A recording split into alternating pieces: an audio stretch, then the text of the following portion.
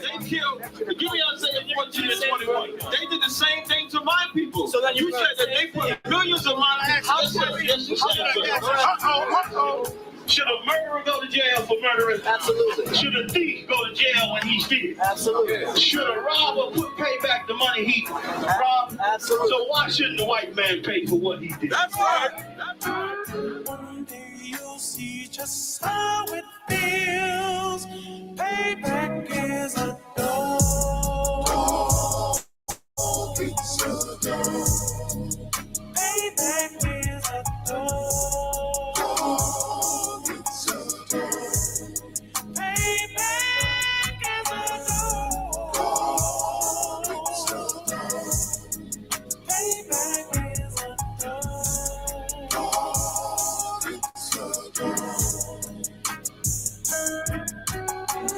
I'm in a hell of a hole, was never expected to grow. Just obstacles set in the road, that a result of me selling my soul. The story I'm telling is cold, but yet it's what everyone knows. The white man's the devil is known. America was never a home, only a place of captivity, safe facility, hating disfigure me. They claim that I'm lazy, be killing me. Maybe this slavery draining my energy. 400 years and counting, the trail of my tears is countless. The fact that I'm here is astounding, but I can't wait till this shit is surrounded. Ready to tangle my king and the angel, be ready to rap. Cracking the sky, nuclear missiles will make it official. I'm capturing every cracker surviving. Put them all in chains where they need to be, slavery for me. And let the whole world see that with them in the cages, safer in the streets. Put the dog on a leash, get resolved for the beast. 144, get the ruler show, we could all be at peace. As soon as the trumpets are sound, your kingdom we busting it down. The only way justice is found, the time for your judgment is now. You'll see just how it feels. Payback is a door. It's a door. Payback is a door. It's a door. Payback is a door. It's a door. Payback is a door.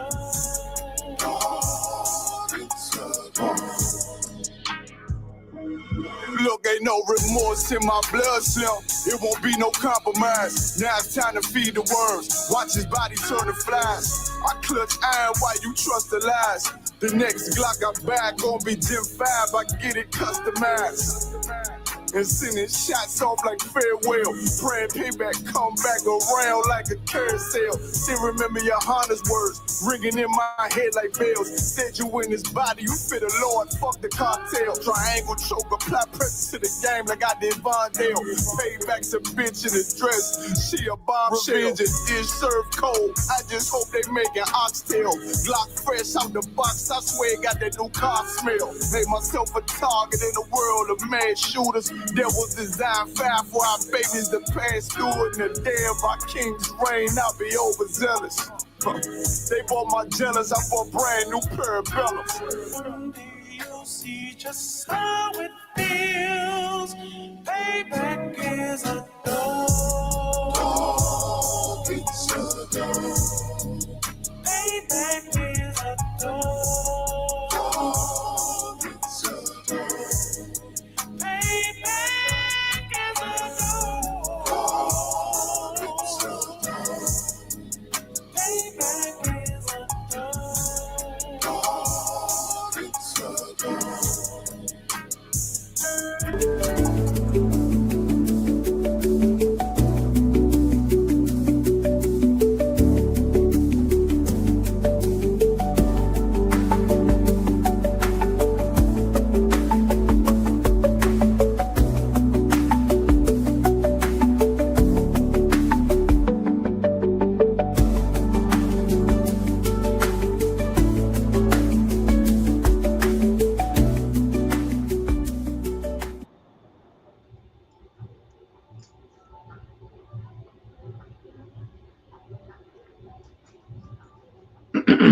Shalom.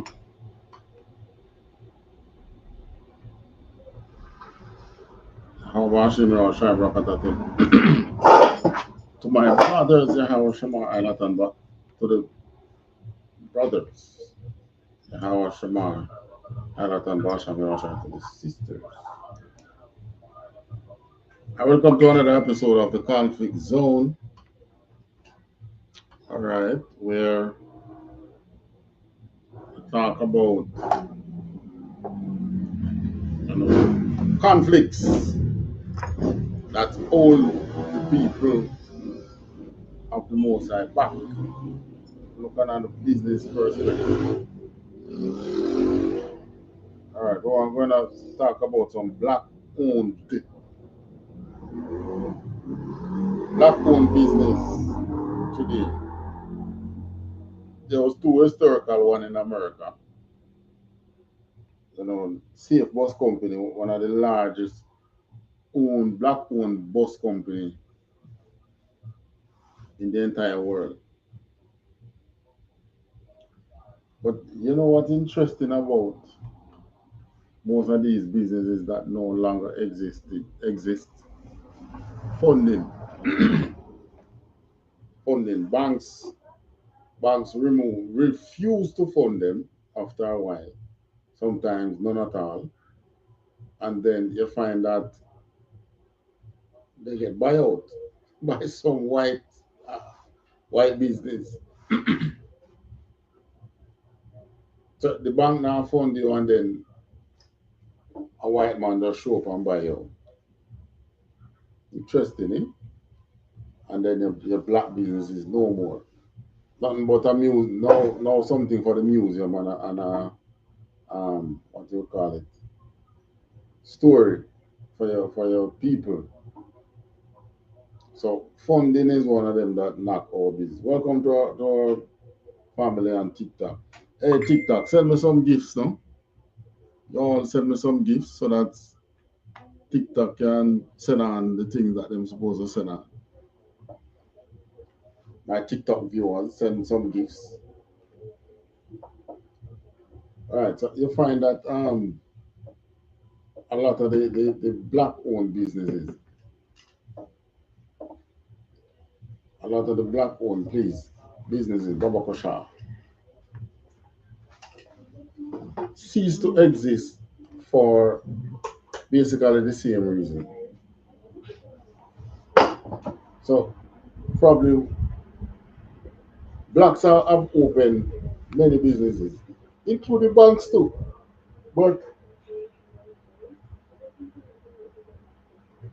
it seems as if blacks had needed to open more banks. There was one, I think yesterday still have one black owned bank in America. Maybe then just put him as the foreman, the front man. Okay, it's black owned. Big one thing is our name, Morgan Stanley, JP Morgan. I don't remember. What is a big bank though? But I'm sure you're going there as a black person. You still not get no funding. So I mean, this marginalization starts from as early as we coming out of slavery, trying to build our own society. They came up with the Jim Crow South. Black people navigate around that. As a matter of fact, that was how a lot of the black businesses was born because of segregation. Segregation created a lot of business, black owned business. Then when they came into integration, we had the safe bus company, and the same black people used to ride the safe black bus, black owned bus. When integration came about and they can start legally ride white man bus without going to the back, then you know they start take safe bus, start take other bus, and put safe bus in financial problem. And the problem is it is still a problem today, funding for black owned businesses. It's not that they don't think you can do the business, but it's as if they just think that you should leave, go look work and leave the business owning for the other races or for the oppressor. That is how I know they look at it most time. Yeah. The only reason why you see blacks dominate like all the tracks, and so on, track and field, is just because it's an individual sport, and they can't come and tell us don't run. On the tracks, you have the rule. If you in your lane and you infringe on my lane, you are out. So it's a pity life isn't the same, because if they infringe on our communities and our thing there, then they should be charged. Look at what is happening now. They push out segregation because they want to achieve world dominance. Now they have world dominance. This man here now look like he want to bring in segregation. But you know what Donald Trump is after in America? He's after black money. Yes. Monies that will be coming that the black Americans will own. Um, Integration was the same thing. They integrate and take away the black money. Today, it's a Trump pushing out the other tribes. Is black money thereafter? Black money in America is more than $1 trillion.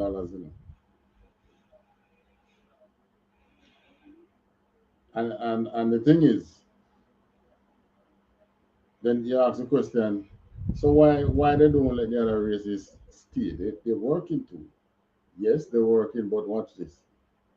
When the other races like Jamaicans, when Jamaicans go to America and work, what do they do with the money that they earn? We send it back home. We might keep it in bank over there. Of course, you have to spend some more over there, but a percentage of it comes home.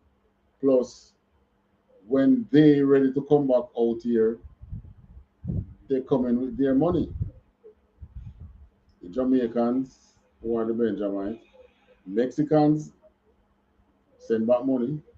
One of these, probably next week, if I can do, I'm going to take a look at remittance, the funds that leave America in remittance, especially in the Israelite communities. And why we think they will be after black money? If all these monies that they are earning, and like the Jamaicans, the Mexicans, whoever they can stop as Israelites, that will be earning and sending out. If it was Judah earning that money, the black Americans, what would be the remittance? Zero.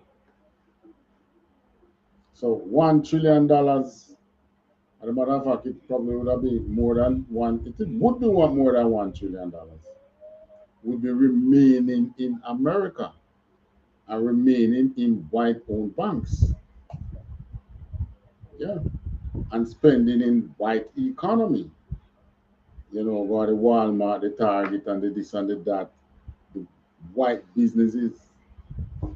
Yeah, and a few black businesses, yes, but the black-owned business would still be staying there.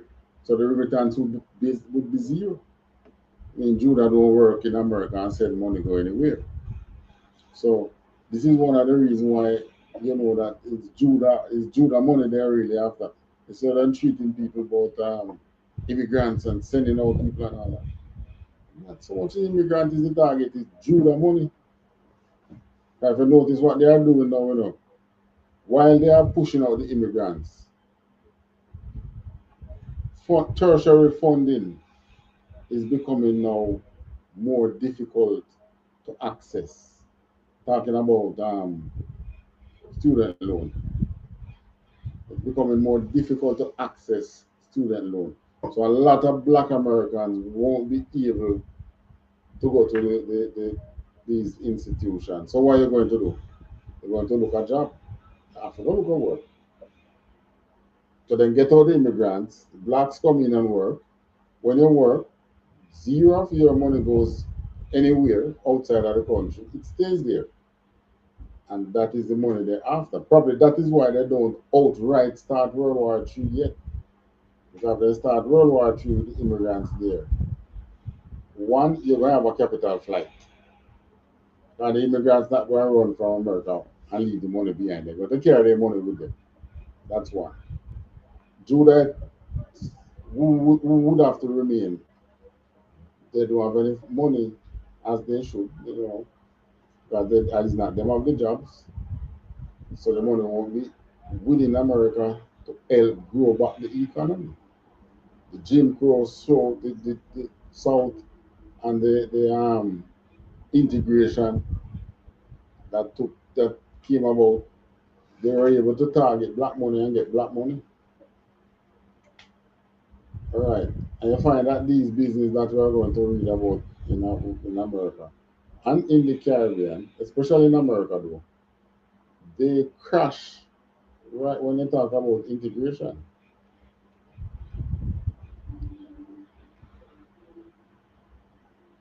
Um, First one we're going to look at is Safe Bus Company. It was a bus company owned by blacks within America.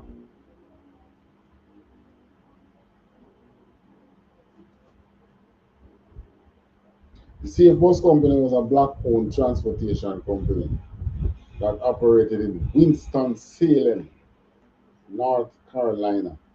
So you find that Jim Crow took place in they talk about the Jim Crow South, and a lot of these black businesses, they were concentrated in the Jim Crow areas. So this was one of them in North Carolina in Winston-Salem. That's the city. From 1926 to 1972. It was founded by 13 black men who pooled their resources to provide transportation for the city's black commuting during a time of segregation.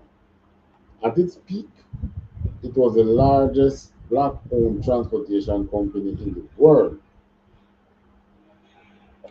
That's what it was back then, largest in the world. Here's a more detailed look. Formation. In the 1920s, black residents of Winston-Salem were often excluded from the city's public transportation system due to Jim Crow laws. 13 black men, including Clarence T. Woodland, decided to address this by creating their own bus company. So, segregation did help create black-owned businesses. Yeah, should probably go back to segregation too.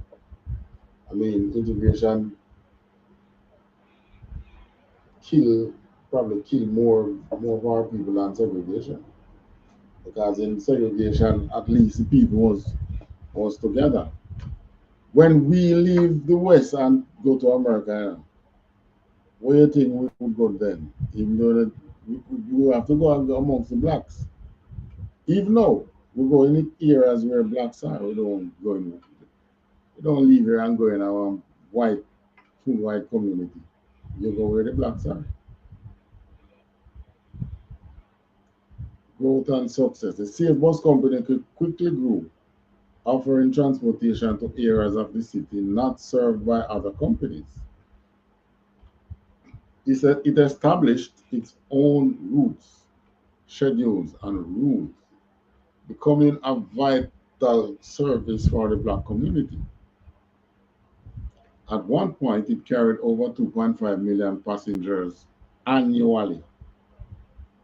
Business acumen. The company was not just a response to segregation, it was also a successful business. In 1955, it grossed $825,000. So 1955, I woke up money that less than a million in sales, but a whole lot of money. And employed 75 people, according to a Facebook post. End of an era. While the Safe Bus Company thrived for decades, it eventually faced challenges related to integration. Right. So integration became the problem for the bus company. After desegregation, black residents began riding the previously white buses, and some white residents were reluctant to ride the black-owned business buses. The company also faced increased competition from the rise of automobile ownership. Right, people start owning their own car, and the cost of expanding routes to serve the entire city. Legacy, the Safe Bus Company, was eventually purchased by the Winston-Salem Transit Authority. I think that's the government-owned bus now. Buy them out in 1972, but its staff and assets were retained. The company's story is remembered as a powerful example of Black resilience, entrepreneurship, and community building during a difficult period in American history. Was it really a difficult period? I mean, they talk about integration, but we still segregated it. You integrate now and what you do? Take away our money.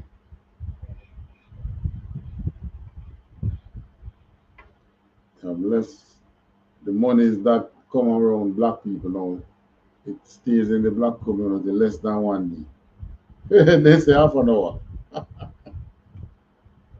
Stays among black people about half an hour. All right, so that is the Safe Bus Company. Safe Bus Company was I think they have a museum. I think there's a museum. It's in a museum now. 90s 20 black Wall Street, but we did not have to ride it. So,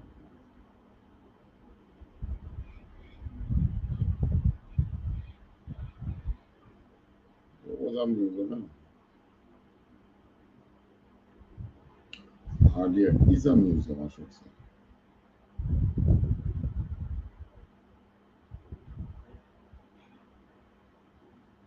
Now you have the Chinese owning bus in there, the big, what do you mean, Flix,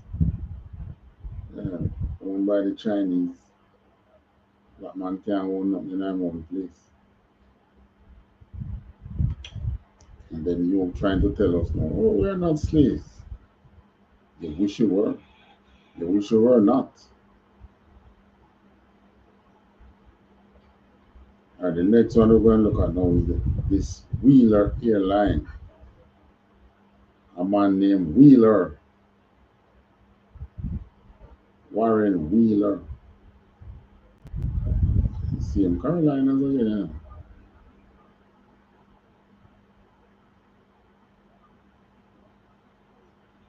Wheeler Airlines, founded by Warren Wheeler, was a pioneering African American owned airline in the United States. It operated from 1969 to the early 1990s.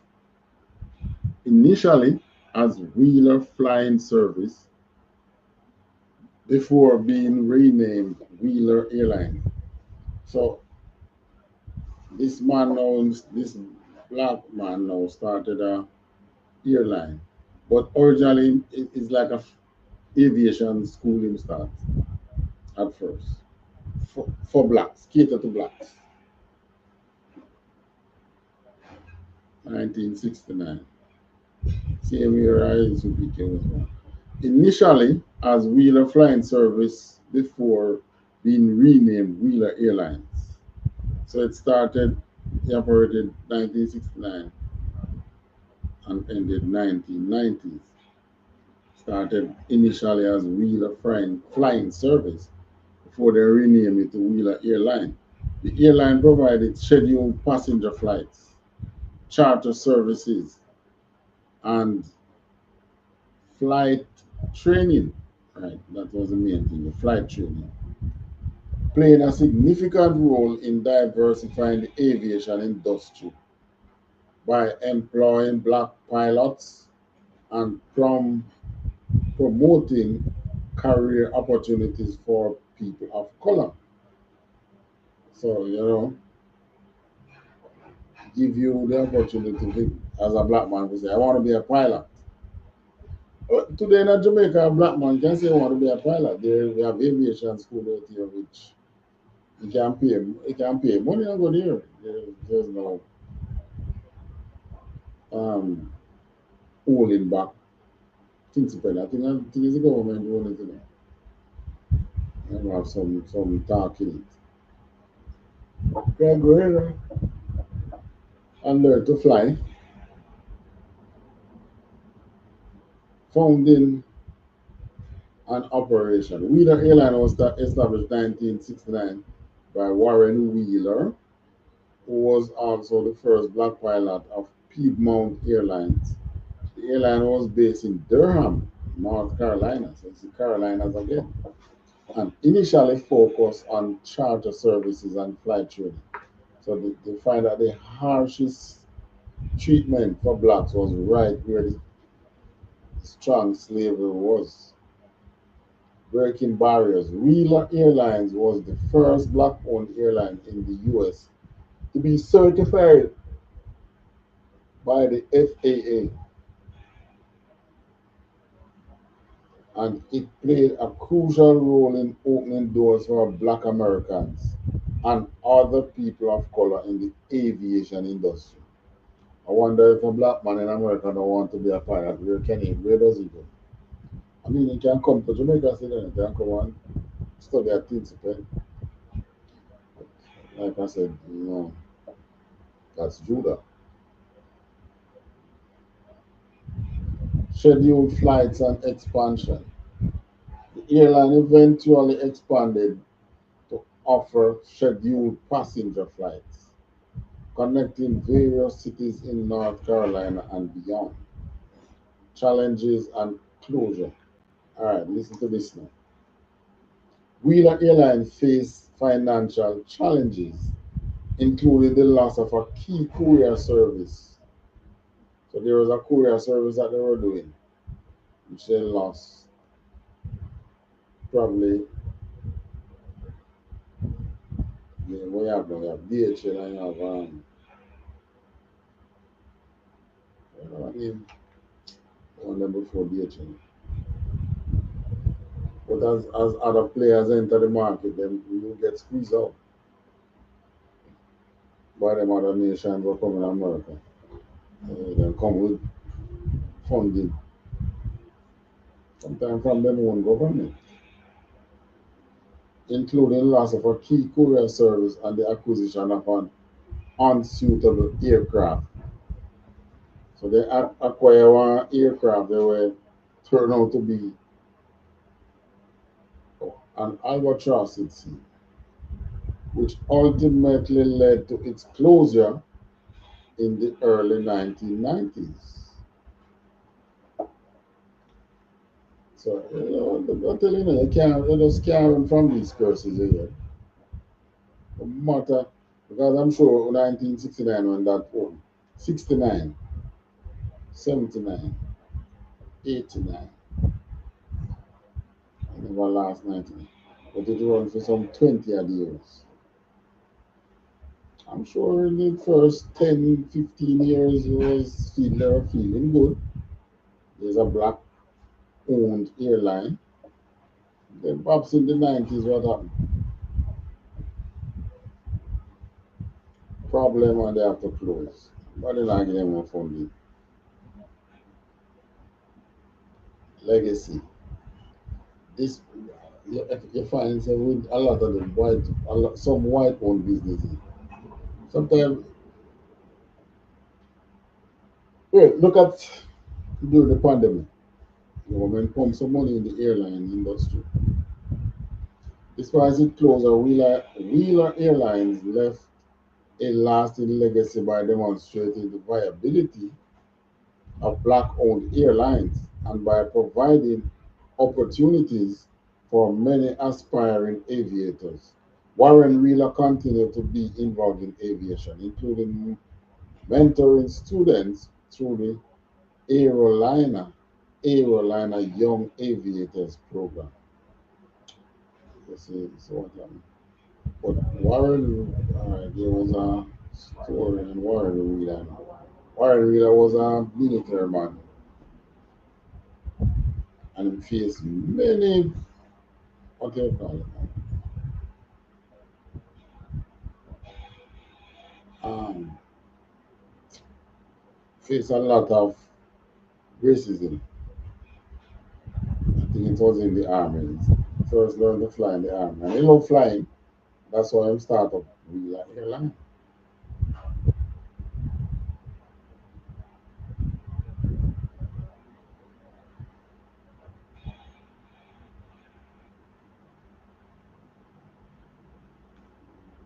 Rally.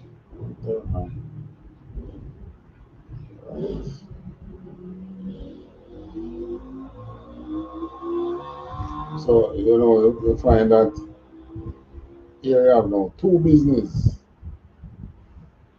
owned by black people, which is no longer around. What was the major problem? Funding. You could have, well, I suppose like the bus company, when they talk about integration, the government transit company now want to take over all the cities within the state. So they buy them out.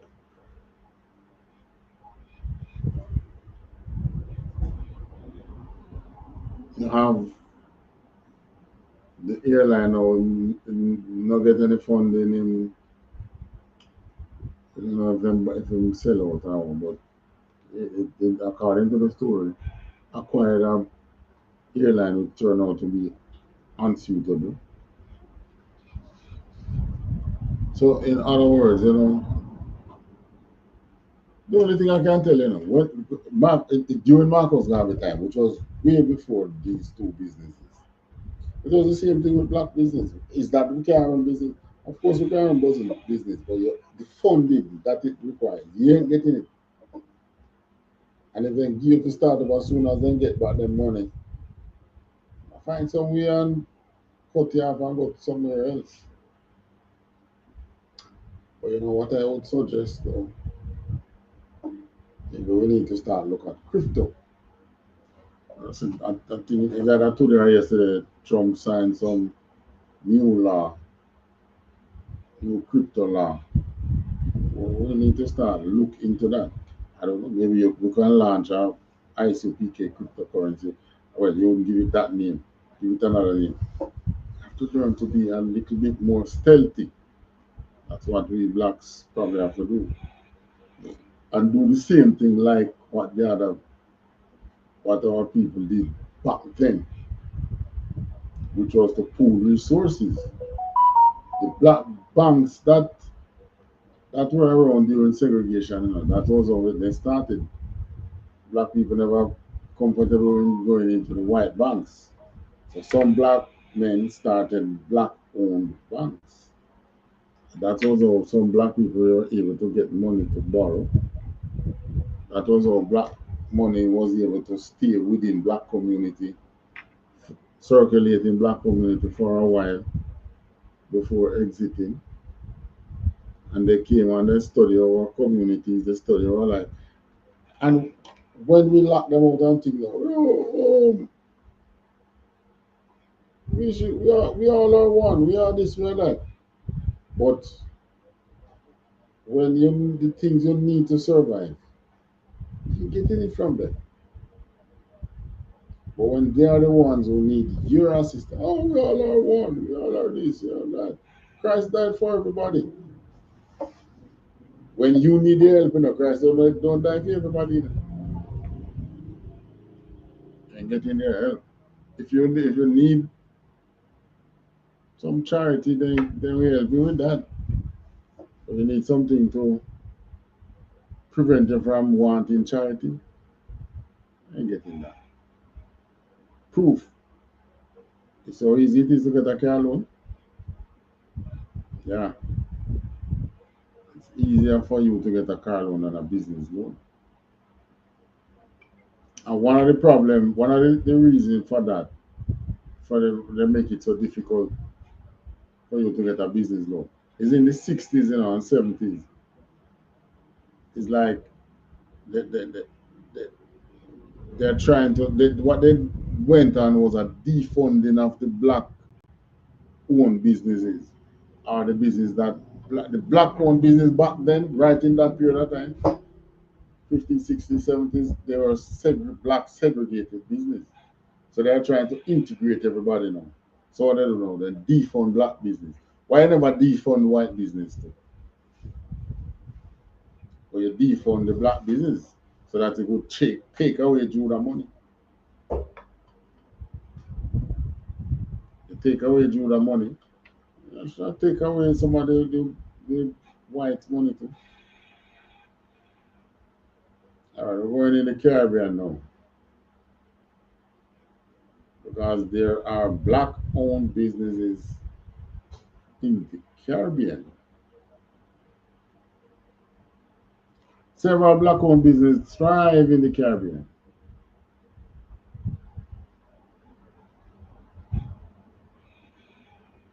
Offering a range of services and products. These include hotels like the Negril Tree House Resort in Jamaica. You had a lot of black-owned hotel in Jamaica. You know?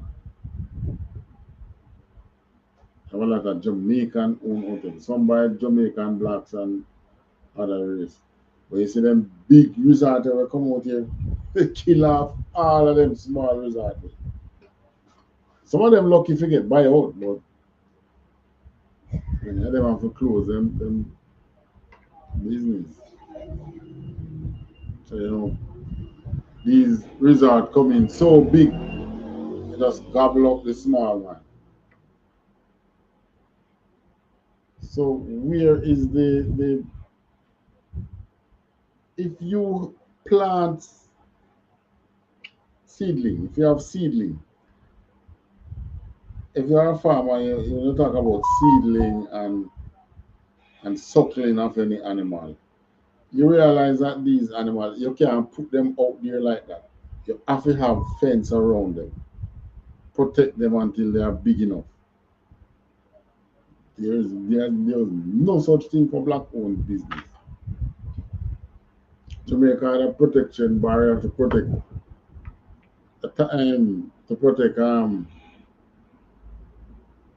local manufacturers at one time. I think they still have it somewhere, but those manufacturers weren't blacks, so they protect them. All right, so the Negro Trios Resort in Jamaica, which focuses on authentic Caribbean experiences. Additionally, there are restaurants like Bird's Isle in Belize, known for its open air setting and ocean views. Furthermore, businesses like Sasha Cosmetic, founded in Trinidad and Tobago, cater to women of color with beauty products. So, I mean, the Caribbean have its fair share of black business. Some still around.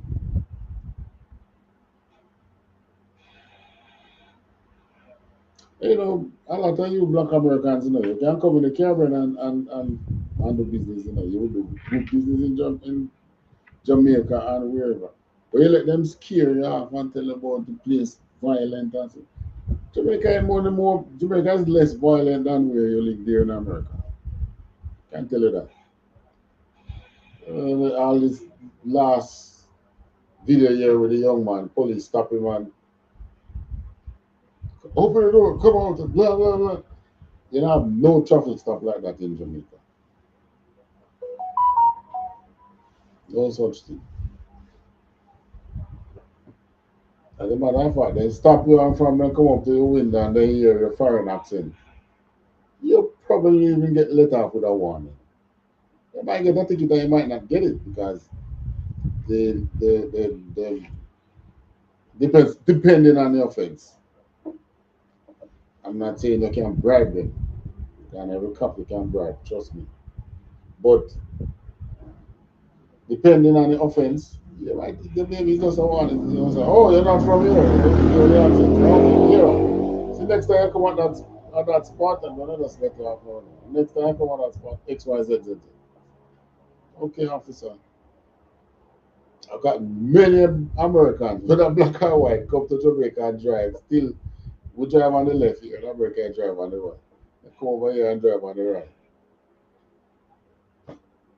Police see them sometimes and warn them. Hey, remember, keep left, not keep right. So I'm just saying, many true nights. You come to Jamaica with with less money than it would take to start a business in this state, and you start a business in Jamaica that grows, and these people will support you. So they support the Chinese, they support you. And part of the reason why the Chinese become so dominant, they come out here with them funding. And that same Chinese Exim Bank that facilitate a lot of them business quietly. Here's a more detailed look at some examples. Miguel Treehouse Resort, Jamaica. This resort offers 70 guest rooms. Watch that. Black man own a hotel with 70 rooms. To we that big, but the resorts come out here and have thousands of rooms. An outdoor pool, tennis court, spa service, cuisine. It's located in Negril, 7 Mile Beach, and aims to provide an authentic Caribbean experience. There was another hotel in Savannah Lamar, owned by a black woman. I think he run a hotel there. Not too bad neither. Not small hotel. Sasha Cosmetics, Trinidad and Tobago. This beauty brand was created to represent Caribbean women and has expanded to serve women of color globally. Really? Sasha Cosmetics. Let's remember that name. Let's check if we see it in Jamaica. Birds Isle in Belize. This open air eatery offers ocean views and a wide selection of cocktails. So this is Belize. And there is one in Martinique. Mason Carib, a black woman owned travel business focused on empowering local communities. Its restaurant in Belize, a family run restaurant with a focus on wallet friendly traditional meals. Robin's Kitchen, Belize, a beach hut serving Jamaican influenced dishes. So this is our this is our restaurant in Belize. So Jamaican food, and never Jamaican influence. Jamaican food they sell it. Jamaican style of cooking in Belize. I heard about a big enough Jamaican community in Belize. Trust me, I hope one day I can get to check it out. The Rasta Family Pot in Belize, a restaurant specializing in Creole Belizean cuisine. I don't know about that. Creole. Alright, there you get Belizean cuisine there.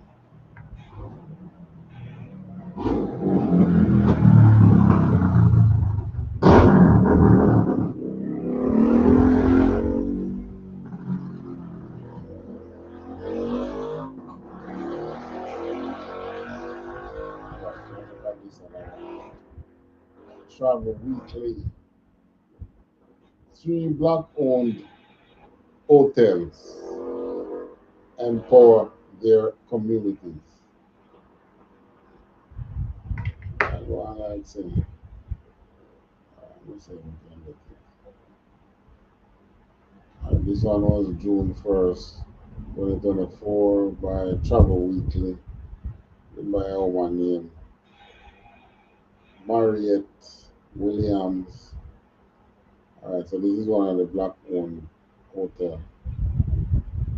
The Spice Island Beach Resort in Grenada has long been associated with the Hopkins family.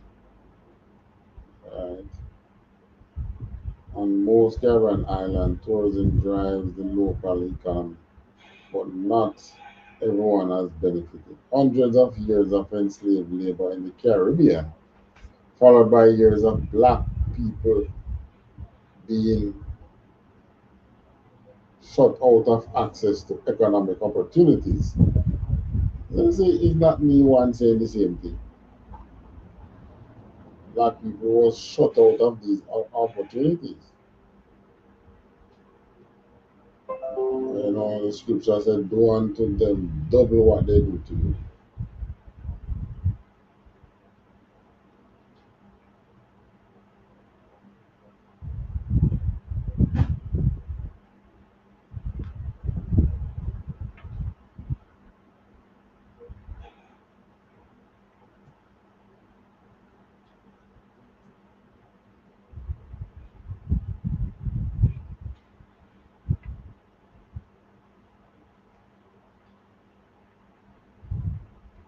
Grant unto them double what they grant to you. Yeah, I still remember, you know.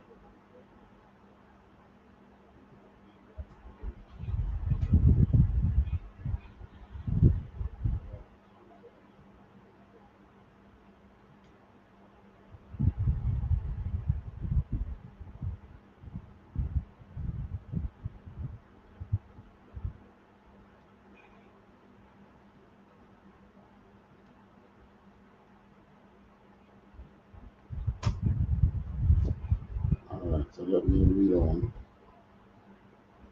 But not everyone has benefited. Hundreds of years of enslaved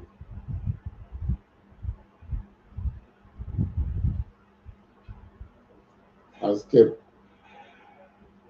black, hold on, followed by years of black people being shut out of access to economic opportunity has kept black hotel ownership in the region low.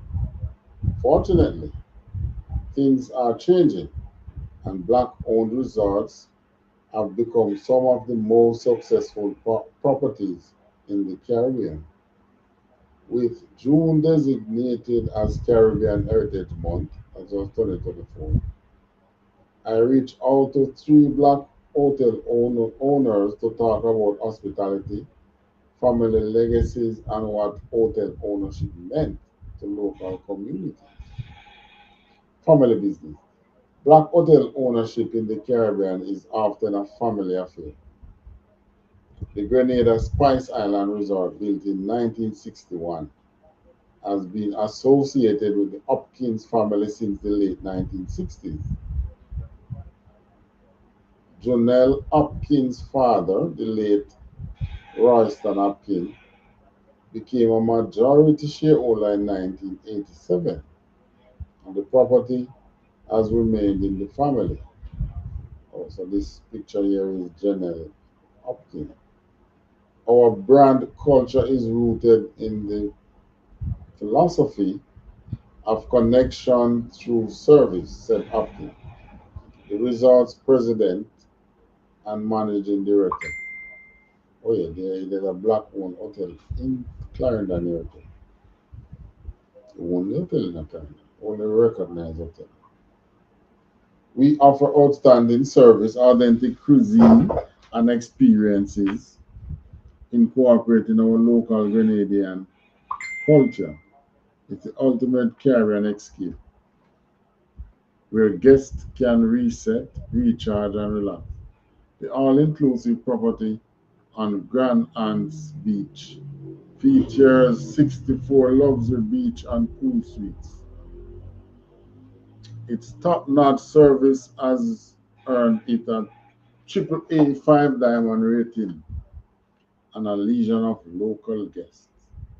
The Spice Island Beach Resort brand has been carefully nurtured by my father, who was a Grenadian hotelier and a touring force in the industry. Hopkins said, "My task, with the assistance of my family, is to continue to build on my late father's vision while carefully evolving the hotel's iconic brand to meet the needs of both its current and new guests."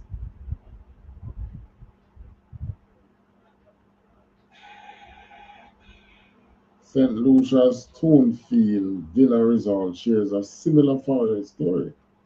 The property is owned by Anista Brown, a St. Lucian who was born and raised in Southfair, where the resort is located. Sybil Brown, Anista's daughter and the managing director of the resort, said part of St. Lucia's allure are its calming energy and natural beauty, which are also evident at the Stonefield. Nestled beneath Petit Piton, our property has stunning and awe-inspiring vista, and every villa showcase panoramic view of the Pitons and the ocean. Pythons. Sybil Brown said, "We also have organic fruit and vegetable garden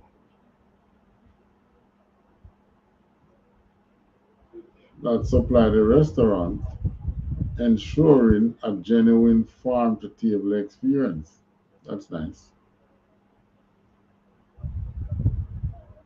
You know, most people don't know, especially for people in the city, don't have the experience of you wake up this morning, you get up early and you say, "Oh, I don't want to go and eat now." And say, "I'm going to have some callaloo for breakfast." I actually go there in the field and you cut the callaloo, carry up, cook it. And you say, "You want some ackee." You go there, you pick it, you know, from the farm to the table. Most people don't know what that experience is like, and it's a wonderful experience. The property is a former working coca plantation where Brown's grandfather was an employee. He was one of the slaves for the plantation. They talk about cocoa plantation. If they use the word plantation, they don't know the other nation. They come on with it. Brown currently oversees sales and marketing, while her mother runs the day-to-day operation. My parents purchased the property in 1973. Wow, and continue to operate it as a working cocoa plantation, Brown said. Our family of seven lived in the main house, which is now the resort's event center. In 1998, we built four villas and a restaurant and officially opened Stonefield Villa Resort. Since then, we have developed the resort into 17 villa property. Okay, so this must be the offering. Oh no, this one is Bahamas. The offering. This big house that look like one great house. In Bahamas, that's a great house. Them known for that kind of front step. The offering in the Bahamas is owned by Daphne Delany and her husband John, photo credited courtesy of the offering. Sorry, not Osprey, not offering, Osprey. In contrast to these extended family connections, the Osprey a boutique residential style resort in Great Harbor Cay in the Bahamas was started by current owners Daphne Delaney and her husband John. The hotel boasts 400 feet of direct beachfront, part of a 7-mile stretch of pristine beach. Accommodations include a 3-bedroom, 2,200 square foot villa, a 1,000 square foot cottage, okay, 2,000 square foot villa, 1,000 square foot cottage, 2 500 square foot suites and kitchenettes and lounge area, and a private guest bedroom with a commanding ocean view. Daphne Delaney designed it based on her family's extensive travel and stays in top tier hotel properties. Okay, so this is Daphne. When we created the Osprey, we combined our love for the ocean and the natural environment with our desire for comfort, no matter how rustic the location is. Guests can expect an exclusive, highly personalized luxury stay on one of the Bahamas' most beautiful shores. Radiating benefit. The increase in black owned hotel is significant for owners and their communities. The properties create gener- generational wealth and also serve as a model for other local business owners. After a while, you fall in a somebody and say, you know, I sell out everything. I've seen that one. This black man got married and he took up one Indian woman. Left the property, you have one picture with the Indian woman. Give the property to the Indian woman. He half with the Indian woman. Outside, he sell out everything. Representation is always important, Hopkins said. When local entrepreneurs can build a successful hotel brand that can compete on a global scale, it hopefully encourages the younger generation of Caribbean youth to strive for greatness on their chosen path and to believe that there is no limit to what they can achieve. So you see, no white somebody that build no business and say inspiration to my white people because they don't have to. So you realize even today we have to be doing that.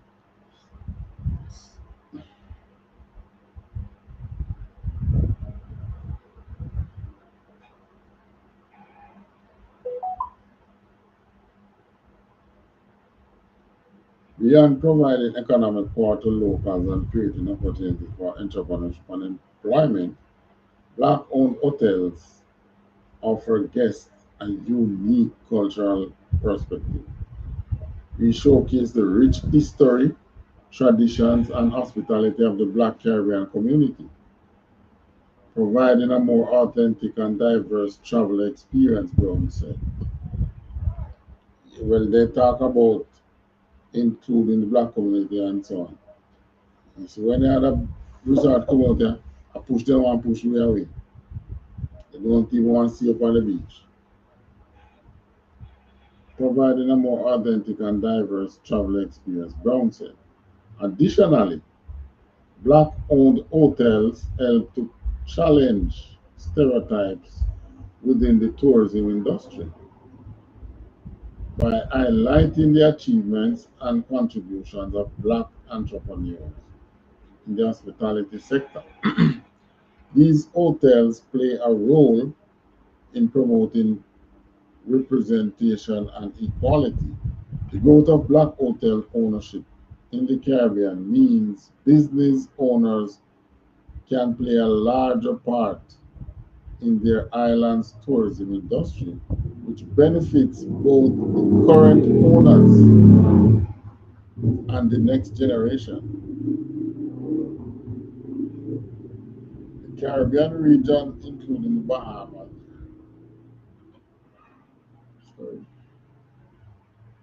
comprises mostly people of color.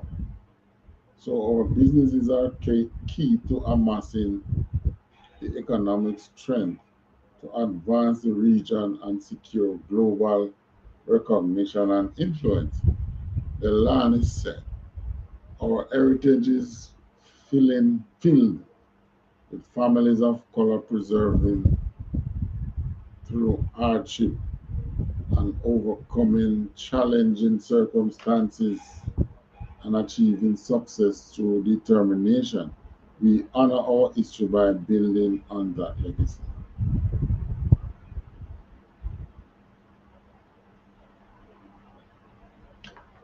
All right, so that's that.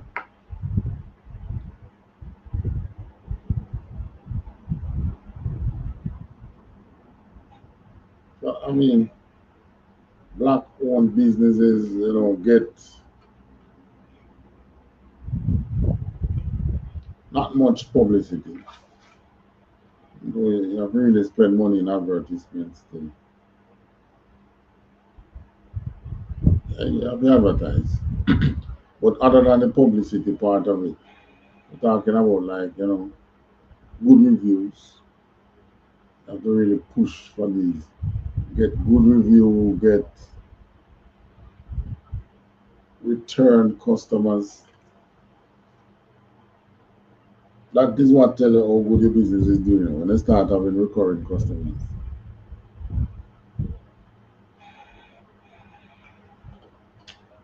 Um,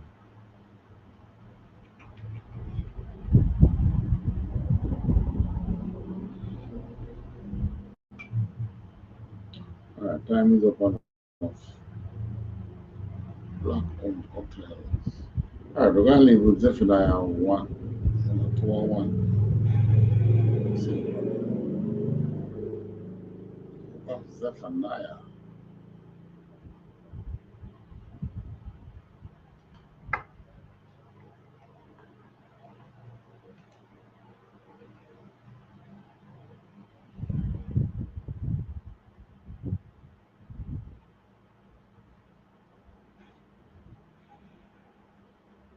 All right, Zephaniah chapter 2 and 1. And I'll be closing with that because you realize that the same thing that we fighting for and talking about now, black people must come together, black people must build them own. We did it already. We didn't know that we built it already because they hide that from us in history. But now you realize they see them coming up. So social media bringing them forward. We did it already, and now we're pushing to do it again. So, as a matter of fact, I think we did it twice already. World War One took it away, World War Two took it away, World War Three coming now and take it away again. So, what is it that we need to be doing different this time? Because it is more than just to say get up and build a black business. What is it that we need to do? It says the scripture says we have to gather ourselves together. That's one. But how are we to gather ourselves together? Is it just a matter of just coming together? Blacks, Hispanics, and Native to come together under Christ. And you're trying to see what we achieve. How you do that? Come in you ISUPK and the commanding general. This is where the gathering is. The righteous gathering. You have to gather yourself like warriors. You can't just gather like it's not a Christian gathering. During slavery, after slavery, during these times, Jim Crow South, the church was strong in the Jim Crow South, And what happened? Yeah, people were coming together under the church, and what happened? Let's take the crucial thing. When you come on the truth and you gather yourself under this banner, and you see the big difference. Right? TikTok viewers, I don't see you don't send me nothing, man. Send me some roses and things. But me earn some little TikTok money then.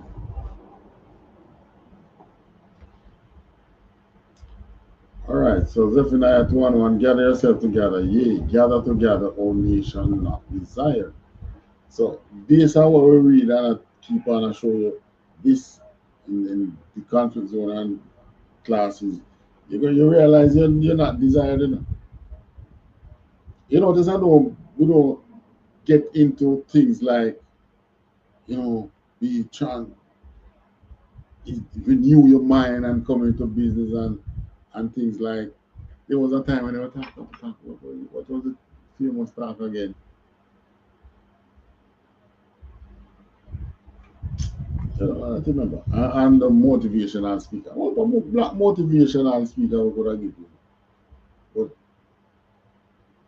But operating a business is like fighting a war. You don't fight a war based on reality, not on wishful thinking. So you don't do business on wishful thinking. In other words, you must know what you going into business as a black person. It's not the same as if a China was doing that same business that you're going to do. I think put that in consideration. You have a couple good years of business that most business good at startup. You know, how can we now be able to pass these business on to our generation?